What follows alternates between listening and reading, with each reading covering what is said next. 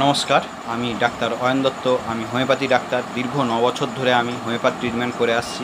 আজকে আপনাদের কাছে আমি আলোচনা করব মুখের স্কিনে অনেকের প্রচুর পরিমাণে ব্রণ হয়। কি মেডিসিন লাগাবেন বা কীভাবে লাগাবেন ওইটা আমি বলে দেবো আপনাদের কাছে। তো চলুন সেই মেডিসিনগুলোর নাম বলে দিই। থুজা মাদার, ক্যালেন্ডুলা মাদার আর বারবারিস অ্যাকোয়া মাদার।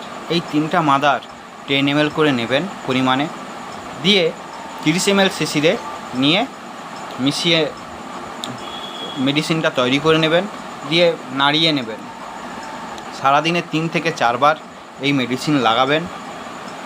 এটা যখন লাগাবেন, জল মিশ্রণ 2 চামচ জলে 20 ফোঁটা নেবেন।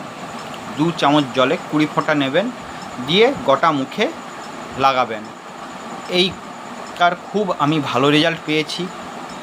প্রাথমিক অবস্থায় এইটার খুব ভালো রেজাল্ট। তো আপনারাও আশা করি খুব ভালো রেজাল্ট পাবেন। সুস্থ থাকুন, ভালো থাকুন। নমস্কার।